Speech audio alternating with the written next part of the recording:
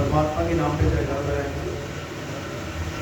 बोलिए परम पिता परमात्मा की जय, मंदिर छोड़ कबीर साहिब की जय, सभी संतों की जय, सभी भक्तों की जय, सत्संग कराने वालों की जय, आज के आनंद की जय, सगल हंस को वंदे साहिब।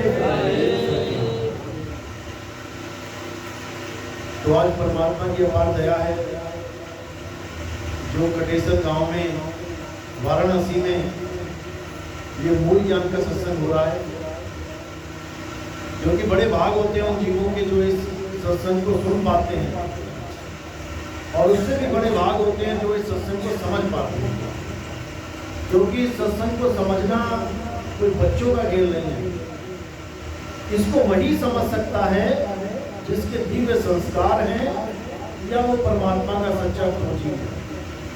अगर खोजी है तो ये सत्संग उसके काम का है, अगर बकवादी है तो ये उसके किसी काम का नहीं है। इसीलिए कबीर साहब ने बिल्कुल स्पष्ट बोल दिया कि अगर कोई खोजी है तो इस हीरे को बिना उठाए वो रह नहीं सकता, और अगर बकवादी है तो उसको इस मूल ज्ञान में भी कमियां दिखाई देने लग जाएंगी, जबकि इसमें कोई कमी नहीं। ये ऐसा सत्संग है जो सब अज्ञान को त्याग के केवल एक सार ज्ञान की तरफ आपको इशारा करता है। इसमें कोई मिलावट नहीं है। जैसे बाकी दुनिया में जितना भी ज्ञान चल रहा है सब में मिलावट है, लेकिन ये ऐसा ज्ञान है जिसमें मिलावट नाम की कोई चीज नहीं है। जैसे साहिब ने दोहा भी स्पष्ट किया है इस ज्ञान के लिए, सतगुरु ऐसा चाहिए जैसा सूप सुहाए, और सार सार तो गही रहे थोथा दे उड़ाए।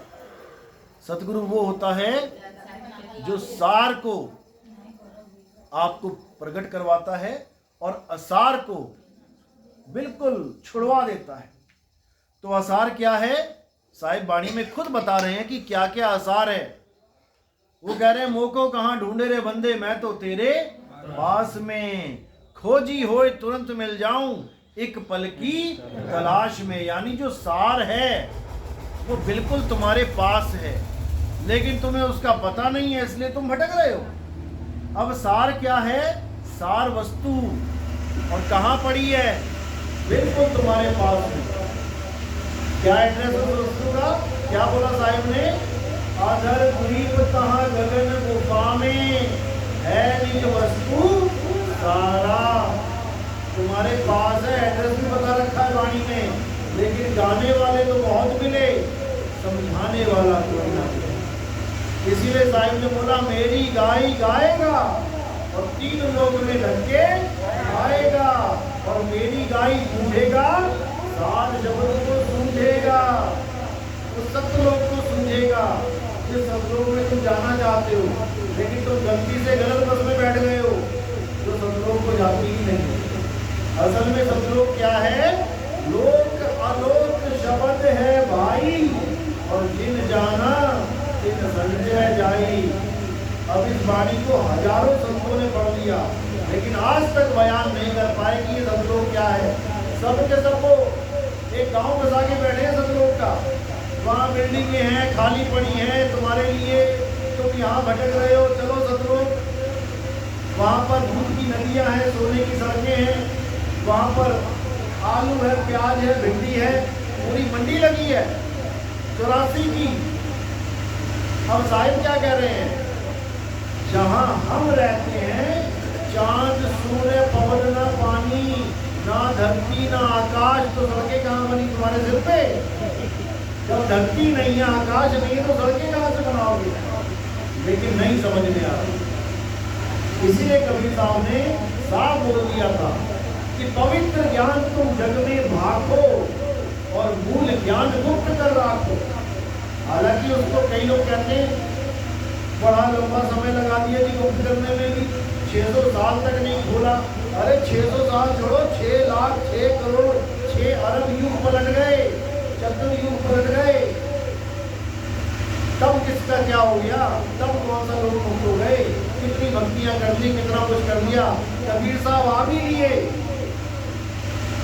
64 लाख चेले बना भी लिए तो कौन सा निकल गए? कितने बचे थे? 2 अर्जुन, बाकी क्या करते रह गए? बाकी कमियां निकालते रह गए। किसमें? कबीर साहब में। बताओ, कमियां निकालते रह गए। अरे भैया, अपनी कमी ढूंढो, अपने बारे में सोचो, दूसरों की कमी मत निकालो। अपने अंदर कमी देखो क्या है, उसको सही करो और एक हीरा बन के निकल जाओ। लेकिन दूसरों की कमियां ढूंढने से कहीं समय मिले तो ना। कबीर साहब का मेन उद्देश्य यही था परीक्षा लेने का। देखो तो सही, ये खुद को चमका रहे हैं, दूसरों पे पत्थर फेंक रहे हैं। ये खुद को हंस बना रहे हैं, कागा से हंसा किया। ये खुद को हंस बना रहे हैं कि दूसरों को कौवा बनाने में लगे हैं। 64 लाख में से केवल 2 अर्जुन बचे। उन्होंने भी गलती करी। वो भी सलाह देने लगे गुरु जी को कि गुरु जी, मैं समझ रहा हूँ, मैं आप ये नहीं कर सकते, लेकिन आप यहाँ ना बैठो। कहाँ पे? चंडाली के चौक में। कि ये जगह ठीक नहीं है आपके लिए, बताओ। मतलब परमात्मा को बता रहे ये जगह ठीक है या नहीं है। अरे भाई, तो अपनी सोच, तू कौन सी जगह बैठा हुआ है, ये ठीक है क्या? तो हमें क्या करना है? हमें गुरु के ज्ञान को समझना है। गुरु की करनी नहीं देखनी है गुरु क्या कर रहा है, वो उसके ऊपर पलाको है तो मूल ज्ञान लेके बैठा। अरे पवित्र में उल्टे पुल्टे काम कर रहा है, उनके लिए तो जेल है भाई। परीक्षाएं चलती हैं, बिना परीक्षा के कोई गुरु कहलाता ही नहीं है। आप किसी स्कूल में चले जाओ, अगर आप ऐसे स्कूल में बच्चे का एडमिशन कर दो जहाँ परीक्षा ही नहीं होती, आप तुम निकाल लो उसको बाहर। अरे यार, यहाँ ये मेरे बच्चे को क्या हीरा बनाएंगे? यहाँ तो फेल वाला भी चलेगा, पास वाला भी चलेगा। यहाँ फेल होना ही नहीं है, परीक्षा होनी नहीं है, तो किसी काम का नहीं। जैसे पंजाब ने कर दिया कि 7वीं से लेके 10वीं तक किसी बच्चे को फेल करना ही नहीं है, तो क्या उन्नति होगी उनकी? वो तो हाथ पे हाथ रख के बैठ जाएंगे कि 10वीं तक तो हमें कोई हो ही नहीं सकता, 10वीं पास तो हम हो ही जाएंगे, लेकिन ज्ञान क्या अर्जित करेंगे? कुछ भी नहीं, बोझ है वो धरती पे। तो इसी प्रकार जो ज्ञान है वो हमारा गुरु है। भले उस ज्ञान को प्राप्त करने के लिए हमें एक ही क्लास में 5 बार फेल होना पड़ जाए, लेकिन जब तक तुम पूरे साक्षर नहीं हो गए, निपुण नहीं हो गए, वो स्कूल तुम्हें सर्टिफिकेट ना दे। इसमें ही जीव की भलाई है, इसमें ही महानता है। ना कि कोई भी बच्चा पास होके निकल जाए जिसको कुछ भी नहीं आता। ऐसे स्कूल का कोई काम नहीं, ऐसे गुरु का कोई मतलब ही नहीं जो शिष्यों की परीक्षा नहीं लेता। हमारे पंथ में कई मेरा विरोध करते हैं, इतने दास कैसे परीक्षा लेता है? हमारे पंथ में तो परीक्षा होती नहीं, बताओ। अरे भाई, हमारे पंथ में ऐसी ऐसी परीक्षा हुई है, सोच भी नहीं सकता कोई, लेकिन उस पर टिकना पड़ता है। लेकिन ये बातें जबरदस्ती में नहीं होती। मेन होता है सार तो कहीं न हो, थोथा देव उड़ाए। अब थोथा क्या है? कबीर साहब ने एक ही वाणी में सारा थोथा, जैसे एक ही कमरे में सारे घर का कूड़ा कबाड़ हम इकट्ठा करके रख देते हैं, जिसको हम क्या कहते हैं? Store room. उस स्टोर रूम में वो चीजें पड़ी होती हैं जो तुम्हें चाहिए ही नहीं। जो दुनिया भर की टूट गई बाल्टी अंदर जा, टूट गया डब्बा अंदर जा, चम्मच टूट गया, ये टूट गया, वो चार अंदर स्टोर रूम में रखते हैं। अब वो कहाँ जाता है? जब बाहर से आवाज आती है, कबाड़ी वाला लोहा दे दो, प्लास्टिक दे दो, तब तुम्हें कहाँ क्या याद आता है? Store room. आगे जाके देखते हो कितना माल पड़ा है। अब ऐसे ही सारा जो कबाड़ है कबीर साहब ने कहाँ इकट्ठा कर दिया? एक ही बाणी में। वो तो कहाँ ढूंढे रे बंदे, मैं तो तेरे पास में। सारा कबाड़ इकट्ठा कर दिया, यानी सारा आसार जो थोथा है वो सारा इकट्ठा कर दिया। क्या बोला उसमें? पढ़ोगे तो खुद ही समझ पाओगे। मेन चीज बता देता हूँ। नाम है जप में, नाम है तप में, नाम है व्रत उपवास में। अब कहीं कहते हैं व्रत करना तो अच्छा है, व्रत तो बड़े बड़े संत किए हैं, उन्होंने किया है, एकादशी का व्रत करते हैं, पूर्णमासी का व्रत तो कबीरपंथी भी करते हैं। जबकि गीता एक ग्रंथ है जो साफ बोल रहा है कि व्रत करने वाले जो अपने पेट को दुखी कर रहे हैं, खाना नहीं खा रहे हैं, भूख लगी है लेकिन खाना नहीं खा रहे हैं, ये लोग दैत्य प्रवृत्ति के होते हैं, क्योंकि दूसरों को तो कष्ट देते हैं। पिछले जन्मों में दैत्य थे, इस जन्म में खुद को भी कष्ट देने से बाज नहीं आते। ऐसे लोगों को दैत्य बोला गया है जो व्रत करते हैं।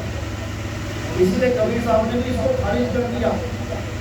वो कहते हैं पूर्णमासी का व्रत क्या मतलब, जब पूर्ण ज्ञान तुम्हें होता है तब व्रत होता है। कोई चीज अंदर प्रवेश ना होने देना। तो क्या नहीं प्रवेश होने दोगे? अज्ञान। जब पूर्ण ज्ञान आ गया, पूर्णमासी यानी पूरा चांदना हो गया, अब क्या तुम प्रवेश नहीं करने दोगे? अज्ञान। वही तुम्हारा व्रत है, ना कि तुम भी बैठे हो गरमा चौथ वालियों की तरह कभी बनती हो और पेट में देख रहे हो 6 बजे तक। ये व्रत नहीं करने हैं। ना मैं जप में, ना मैं तप में, ना मैं व्रत उपवास में, और वो तो कहाँ ढूंढे रे बंदे, मैं तो तेरे पास में, नहीं प्राण में, नहीं पिंड में, और ना ब्रह्मांड आकाश में। वो तो कहाँ ढूंढे रे बंदे, मैं तो तेरे पास में। अब प्राणी योगी लगे हुए प्राणों में खोजने। महात्मा बुद्ध ने जो पंथ चलाया विपासना, वो प्राण योग पंथ है। आप जाओ विपासना में और सारी उम्र आपको ध्यान कहाँ करवाएंगे? प्राणों में, श्वासों में। जबकि साहिब क्या कह रहे हैं? प्राण क्या है? श्वास है। जो श्वासा संग करे पयाना, 5 तत्व में जाए समाना। जिसके अंत समय में शरीर से प्राण निकल गए, वो समझ लो चला गया 84 में। तो हमारे क्या निकलेंगे? प्राण निकलेंगे, हमारी सूरत निकलेगी। प्राणों को छोड़ के सूरत निकलेगी, क्योंकि सूरत प्राणों में रमी हुई है। इसको बोला श्वासा मध्य सार है। अब उस सार को निकाल लेना है आपने। सुरती भी सार है जिसका कभी नाश नहीं होता। वो शब्द में समाप्ति है, क्योंकि उसी का अंश है। तो इसी को बोला जाप मरे, अजप्पा मरे, अनहद भी मर जाए, सुरत समाए शब्द में, वाको काल न पाए। कौन से शब्द में? बहुत सारे शब्द हैं। कोई शब्द लेके बैठा, कोई शब्द लेके बैठा। अभी 3-4 दिन पहले कवि मंत्री से बहस हो गई। वो कहता हम भी शब्द सुरत योग करवाते। मैंने कितने नाम देते गुरु जी? कहते 5 नाम। कहते 5 में से किसमें समाएंगी? तो 5 निशाने दे दिए तुम्हें, किसमें कौन से शब्द में समाएगी? पहले वाले, दूसरे वाले, 5वें वाले। तब एकदम जुबान बंद होगी। क्या बोल रहे हो? क्योंकि ये उन शब्दों को शब्द मान के बैठे हैं जो इंसानों ने बनाए, जबकि शब्द को कोई बना ही नहीं सकता। वो है सार शब्द, और जो शब्द बनाए जाते हैं वो है 52 अक्षरी शब्द। तो इसी के लिए बोला कि शब्द शब्द बहु अंतरे, सार शब्द मत लीजे। तो कहे कबीर जहां सार शब्द नहीं, दृग जीवन तो लीजिए। धिक्कार है उस जीवन पे जो सार शब्द को नहीं समझ पा रहा। वो सोच रहा है कि गुरु जी फॉर्म भरवाएंगे सार शब्द का, तब मिलेगा मुझे। और सार शब्द कहाँ पड़ा है? अधर गगन गुफा में। वो तुम्हारे पास पड़ा है, लेकिन तुम्हें उसका भेद नहीं पता। वस्तु कहीं पड़ी है और ढूंढ कहीं रहे हो।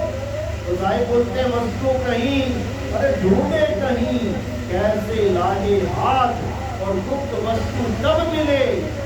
भेदी लीजिए साथ, भेदी लीना साथ में, दीनी वस्तु रखाए।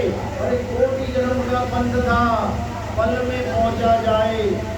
करोड़ों जन्म लग जाएंगे सार शब्द तक पहुंचने में। जिन विधियों को तुम अपना के बैठ रहे हो वो वहां नहीं पहुंचा सकती।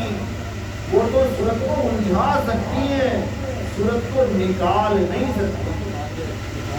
तो इसीलिए साहिब ने सार शब्द की महिमा गाई। अभी 2-3 दिन पहले एक कबीर पंथी ने वीडियो लॉन्च किया पारक सिद्धांत के। वो क्या लिखता है कि सार शब्द देने वाले गुरुओं से बचो। और वाणी क्या बोल रहा है? सार शब्द से वाची हो, मानो है तुम्हारा। कह रहे कबीर साहब ये कहना चाहते हैं कि सार शब्द से बच के रहो, कहीं तुम्हारे पास ना आ जाए, नहीं तो मारे जाओगे, मेरा एतबार करो। मतलब ऐसा युग आ गया है कि मैं क्या बताऊं। और जहां साहिब कह रहे सार शब्द मत लीजिए, वहां वो कह रहे सार शब्द मत लीजिए।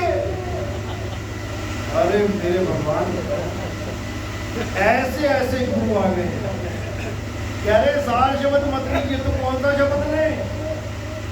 हालत खराब हो जाएगी इन्हीं लोगों की जो गुरु ये लोग गुरु बन के बैठे हुए। इन्हीं लोग को बोला है कबीर साहब ने काल के गुरु, जो वाणी का अर्थ का अनर्थ कर देते हैं। लेकिन भाई कलयुग है, यहाँ तो भूतों की भी पूजा होती है, भगवान तो बहुत दूर की बात है। अभी तुम्हें कोई कहे कि कष्ट हो गया है, उस भूत को मनाना पड़ेगा, बकरा काटना पड़ेगा, अभी काट दोगे, 2 मिनट नहीं लगाओगे भूत को प्रसन्न करने के लिए, बकरा काट दोगे अपने कलेश शांत करने के लिए। इतना कमजोर हो चुका है ये चीज। और साहिब ने क्या बोला, हंसा तुम तो सबल था, हल्की तेरी चाल। जैसे हाथी चलता है हल्के हल्के मस्ती में, ऐसा था ये सहज, लेकिन ऐसा निकम्मा हो गया है, ऐसा दुर्बल हो गया है, इतनी सी भी दर्द नहीं सह सकता। सहो से अगर गम आ गया तो सहो, ना कि अरदासें लगाते फिरो 2100 की, 1500 की, 15,000 की। ठगने वाले बैठे हैं, तुम्हें खुद जेलों में पड़े हैं, अपनी अरदास लग नहीं रही है और तुम्हें अरदास लगवाने में लगे पड़े हैं, तुम लगाओ अरदास। ऐसा हाल हो गया है, लेकिन कोई समझ नहीं पा रहा। क्यों? मरता क्या ना करता, दिक्कत ये है। लेकिन अब मालिक की दया हुई है, अब ये मूल ज्ञान पूरे संसार में प्रकट हो गया है। 70 से ज्यादा देशों में हमारा सत्संग चल रहा है, लोगों के फोन आते हैं, बहुत खुश होते हैं, कहते हैं ऐसा लग रहा है कि अब जो जीवन में कमी थी अब पूरी होगी, और ये सत्य है, अब पूरी होगी। अब हूँ मिला तो तब हूँ मिलेगा, अब ढूंढना है हमें। जीते जी जो मरने के बाद मुक्ति की बातें करते हैं वही ठग हैं। उन्हीं को बोला है बनारस के ठग, क्योंकि बनारस में ही सबसे बड़ा ठग का धंधा चलता आया है। और कबीर साहब रविदास जी ने बनारस में ही डंका बजाया है, इसीलिए उनका इतना विरोध हुआ। 52 प्रकार की कसमियां ली गई, आग में जलाया गया, हाथियों के आगे कुचला गया, गंगा नदी में डुबा दिया गया पत्थर बांध के, लेकिन लोग समझ नहीं पाए कि ये मर क्यों नहीं रहा। गुरु ग्रंथ साहब में भी इनका जिक्र आता है, गंगा की लहर में मेरी टूटी जंजीर, मृगशाला पर बैठे कबीर। तुम बैठ के दिखाओ कबीर साहब कैसे बैठ गए, क्योंकि ये सब लोग कबीर साहब को एक भगत मानते हैं। अरे भगतों पे तो सिर कलम हो गए, कौन बचा? सबकी शहीदियां हुई हैं, कबीर साहब को क्यों शहीद नहीं कर पाया कोई? कबीर साहब इस दुनिया से गए तो उनकी लाश तक नहीं मिली। तुम्हारा कोई ऐसा है बताओ? कोई नहीं है। जोड़ देंगे कहानियां कि रविदास जी गए, वो भी शरीर बिना छोड़े चले गए, मीरा जी गई, वो भी मूर्ति में समा गई। बताओ 5 तत्व एक तत्व में कैसे समा जाएगा? अगर मीरा मूर्ति में समा गई तो मूर्ति बोलनी डोलनी चाहिए थी, मीरा तो बोलती डोलती थी, वो कैसे समा गई? नहीं समाई। मीरा की सूरत समाई शब्द गुरु में, लेकिन ये लोगों को भेद नहीं पता। बाबा नानक की सूरत समाई शब्द गुरु में, इसीलिए उन्होंने बोला शब्द गुरु सूरत गुरु चेला। सूरत रूपी चेला अपने शब्द गुरु में लीन हो गया, अब वो दो नहीं रहे। इसीलिए बोला आत्मा परमात्मा एक को करे, अंतर की दुविधा अंतर मरे। खत्म हो जाएगी दुविधा। जो ये मान के बैठे कि आत्मा और परमात्मा दो है, वो नहीं है। वो जीव है जो परमात्मा से भिन्न है। आत्मा परमात्मा एक है, क्योंकि तुम्हारा असली स्वरूप जीव नहीं है, तुम्हारा असली स्वरूप आत्मा है। तो इसी को बोला सत्य स्वरूपी नाम साहिब का, सो निज नाम हमारा। यानी मेरा निज नाम यानी आत्म स्वरूप और परमात्मा का निज नाम एक है, लेकिन नहीं समझ में आ रहा। उसका नाम बना दिया संत कबीर, अपना नाम बना लिया निर्मला उर्मिला विजय अजय। अरे तुम्हारा देहिक नाम है, तुम्हारे रिश्तेदारों ने दिया है, तुम्हारा आत्मिक नाम क्या है?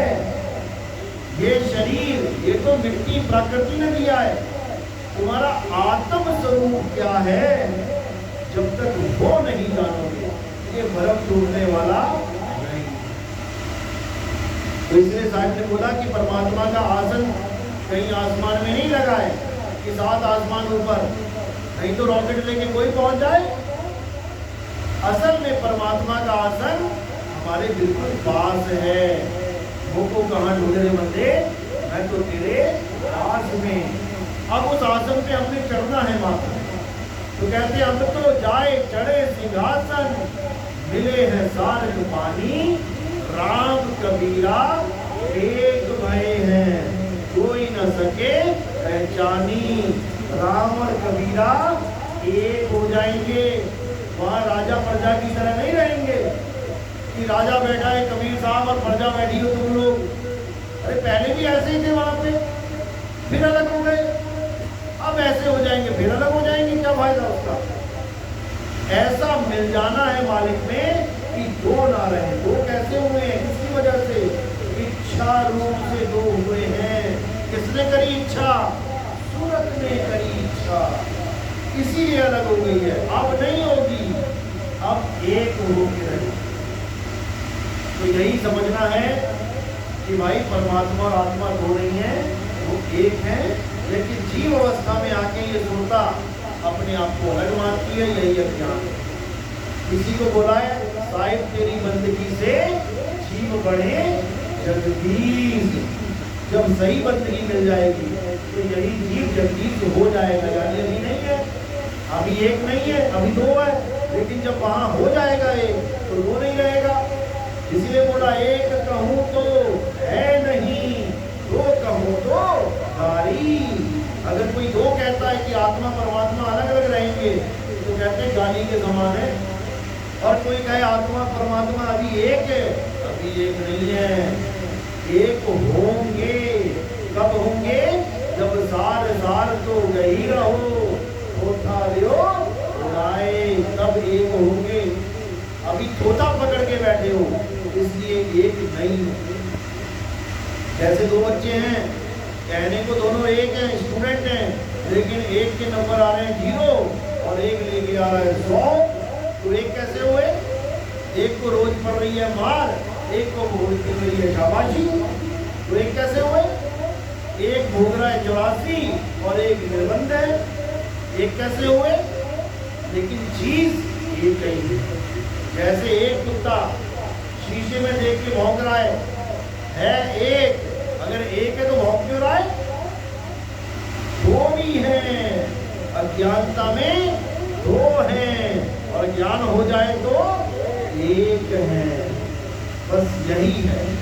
कोई गुरु पूरा कहावे, दो अक्षर का भेद बतावे, एक छुड़ावे एक रखावे, तब प्राणी निज घर को जाओ।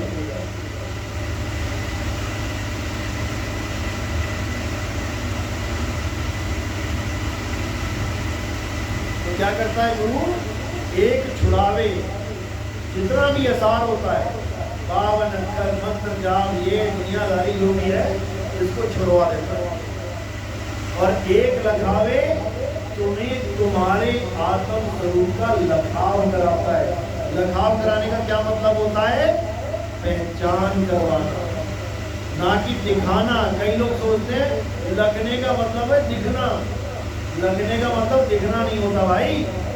लखने का मतलब होता है पहचान करवाना, यानी तुम्हें कोई भेद बताना। 10 चीजों में से एक की पहचान करा देना। तो किसकी पहचान करवानी है? सार शब्द की पहचान करवानी। प्राप्ति नहीं हो गई अभी तो केवल पहचान बताई है कि बाकी शब्द मिलेंगे तो क्या अनुभव होगा, और जब सार शब्द मिलेगा तो क्या अनुभव होगा। सार शब्द बोल के नहीं बताया जा सकता, लेकिन उसकी अनुभूति के बारे में आपको समझाया जा सकता है। इसी अनुभव ज्ञान से आपको इतना समझ में आ जाता है कि जब मुझे वो चीज मिलेगी तो मेरे साथ वही होगा जो बताया जाता है। जैसे किसी ने मिर्ची कभी नहीं खाई, उसको बोलो कि जब मिर्ची खाओगे तो इतनी तेज जलन होगी जीभ में, पानी ढूंढते फिरोगे। अब उसने चीनी खा ली, अब चीनी खा के मिर्ची लगी नहीं, तो वो समझ गया कि ये नहीं है मिर्ची। उसने तेल पी लिया कड़वा, जीभ भले कड़वी हो गई लेकिन उसको ऐसा महसूस नहीं हुआ कि अभी पानी मिले। उसने इलायची खा ली, उसने चाय पत्ती खा ली, उसने गुड़ खा लिया, हर चीज खा ली, लेकिन उसको ऐसा आवाज नहीं हुआ कि मुझे अभी पानी चाहिए।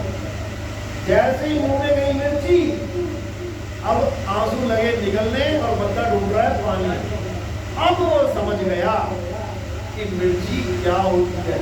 उन्होंने मिर्ची थोड़ी मिली उसके मुंह में कि ऐसी होती है मिर्ची। जब मिर्ची मिल गई फिर ढूंढेगा क्या? मिर्ची थोड़ी नहीं ढूंढेगा। सार शब्द के वक्त ये नहीं बताया जाता कि सार शब्द कैसा होता है। सार शब्द प्राप्त करने के बाद तुम्हारी अवस्था क्या होती है ये बताया जाता है। तुम्हारे अनुभव क्या होंगे ये बताया जाता है। लोग मुंह से सार शब्द बता रहे कि ऐसा होता है। अरे भाई वो मुंह से बोलने वाली चीज नहीं है, ना तुम बोल पाओगे। सार शब्द अखंड है और ऐसी नाद है जिसको सुनने के बाद तुम्हें इस काया का होश ही ना रहे। तो कहते पहुंचोगे वह देश जब तुम सुध रहे ना देर और पांच तत्व गुण दीन नहीं, ऐसा शब्द विदेर। ये है लखाव, ये लगा रहे साहेब कि जब तुम्हारी देह का भी आवाज नहीं रहेगा और जो चीज प्रकट होगी वो है सार शब्द। अब तुम्हें कोई भी चीज प्रकट हो गई और तुम्हें देह का आवाज है तो क्या वो सार शब्द है? नहीं है। ये दोहों में ही लखाव छुपा हुआ है। जब नाम दीक्षा दूसरी वाली मिलती है तो तुम्हें दोहों के माध्यम क्या है? मीटर है। मीटर के माध्यम से कपड़ा नाप के लिया जाता है ताकि तुम्हारी शंका खत्म हो जाए कि जो गुरुजी बोल रहे हैं वो कहीं मन से तो नहीं बोल रहे। हर दोहे में गुप्त भेद छुपे हुए हैं, लेकिन कौन खोले? इसीलिए साहिब ने बोला दो प्रकार के शब्द आएंगे इस दुनिया में, एक वाणी बोलने वाले और एक वाणी बोलने वाले। वाणी बोलने वाले जितने भी संत आएंगे उनको कोई अथॉरिटी नहीं दी गई, कोई अधिकार नहीं दिया गया कि तुम अपनी लिखी वाणी को खोल के जाओ। किसी को भी अधिकार नहीं दिया गया। क्यों नहीं दिया गया? इतनी मुश्किल मुश्किल वाणियां लिख के चले गए, हमें समझ में ही नहीं आता। अरे खोल के चले जाते, लेकिन खोल के नहीं गए। क्यों? क्योंकि एक समय ऐसा आएगा जब उन गुप्त वाणियों को खोला जाएगा और जितने भी ये मत मतांतर पंथ अलग अलग होके बैठे हैं ये सब एक झंडे के नीचे आएंगे, क्योंकि इनके गुरुओं ने उन वाणियों को अपने अपने मन के मत के अनुसार अज्ञानता में खोल दिया है। और जब सही ज्ञान आएगा तब जैसे सुनामी में सब कुछ बहा के ले जाती है, ऐसे ही ये सारा ज्ञान बहा के किनारे कर दिया जाएगा। और तब इस पूरे संसार में एक झंडा स्थापित होगा जिसको सतनाम का झंडा बोलते हैं। और पूरे विश्व में एक नाम, एक झंडा, एक भाषा स्थापित होगी और वो भाषा है प्रेम की, जिसको जीव भी समझते हैं। तुम्हारी हिंदी, पंजाबी, उर्दू, फारसी तुम खुद ही नहीं समझ पाते हो, लेकिन एक प्रेम की भाषा है जो कुत्ता, बिल्ली, हाथी, घोड़ा, शेर तक समझता है। देखो YouTube पे शेरों के साथ लोग सो रहे हैं, शेरों को कुत्ते की तरह सहला रहे हैं। कौन सी भाषा सीख रहा है? शेर। प्रेम की भाषा। जब ये दुनियावी झगड़े खत्म हो जाएंगे, जब ये सारे जात पात धर्म के झगड़े खत्म हो जाएंगे, तब एक झंडा आएगा और वो प्रेम का झंडा होगा। वो दुनियावी प्रेम नहीं होगा, ये वो प्रेम है जिसके लिए बोला कि जिन प्रेम कियो तिन ही प्रभु पायो, तेरी मैं तो प्रेम दीवानी, मेरा दर्द न जाने कोई। ये तब बात बनेगी, तब लोगों को समझ में आएगा कि कोई आया है इस दुनिया में। कौन आया है? साहिब कहते 13वें पंथ हम ही चले आए और सब पंथ मिल के एक पंथ चलाए। तो क्या रूप है साहिब का? क्या रूप है? अरे शब्द स्वरूपी ज्ञानमय दया सिंधु मत धी और मदन सकल घट पूर्ण है करता सत्य कबीर। शब्द स्वरूपी ज्ञानमय, ये है साहिब का रूप। शब्द तो सब में विराजमान है, ज्ञान क्यों नहीं है? अभी सब सुन के सत्संग कहने लगे हम सब शब्द है, हम सब परमात्मा है। पहले कहां थे? किसी को समझना है, साहिब सबका बाप है। सब साहिब नहीं हो गए कि सारे साहिब हो गए। साहिब होगे कब? जब साहिब से मिलन होगा। अभी साहिब मत बनने लग जाओ कि सारे साहिब हो गए। वाणी तो कह रही है कहें कबीर सर्व ही साहिब परखो परखन हारा हो। तो परखो क्यों बोला? जब सारे ही साहिब है तो फिर परखे किसे? अरे वाणी से परखो, वो साहिब है या काल निरंजन बैठा है। वाणी से पहचानिए साधु चोर की आट और अंतर की करनी से निकले मोगी बात। जब तक तुम्हें ये सारे भेद नहीं समझ में आ गए कि कबीर साहब कैसे प्रकट होते हैं, कहाँ गुप्त रहते हैं, जब तक तुम्हें समझ में नहीं आएगा। तो साहिब क्या कह रहे हैं? अरे साहिब कबीर का सब घटवासा गुप्त प्रकट कुछ अजब तमाशा। जहाँ संत तहाँ प्रकट भयऊ और जहाँ असंत गुप्त कहाँ रहा। तो ये प्रकट और गुप्त में आपको तब समझ में आएगा जब आप उस चीज को समझोगे जो समझाई जा रही है। क्योंकि परमात्मा तो सत्य बोलेंगे, चाहे उसमें सत्य बोलने वाले का ही नुकसान क्यों ना हो। हम तो सत्य बताएंगे चाहे उसमें मेरा ही नुकसान क्यों ना हो, क्योंकि हम भैया सत्य के पुजारी हैं। हमें असत्य से कोई लेना देना नहीं। तो सत्संग तो बहुत चलेगा, यूट्यूब पर भी चल रहा है, आप सुनिए। क्योंकि आगे निकलना भी है। कल सुबह 9 बजे प्रोग्राम है वहाँ पे, तो उसके लिए हमें शाम को निकलना पड़ेगा। काफी लंबा सफर है। प्रथम दीक्षा वाले कौन है? हाथ खड़ा करें। जो पहली दीक्षा लेने आए हैं उठ जाए, खड़े हो जाए, आगे आगे बैठो, एक लाइन बना लो और आप लोग थोड़ा थोड़ा पीछे हो जाओ। जिन्होंने फोन पे दीक्षा ली है पहली दीक्षा, वो भी आ जाए, क्योंकि कंठी और चरणामत मिलेगा उनको। आगे आगे आओ,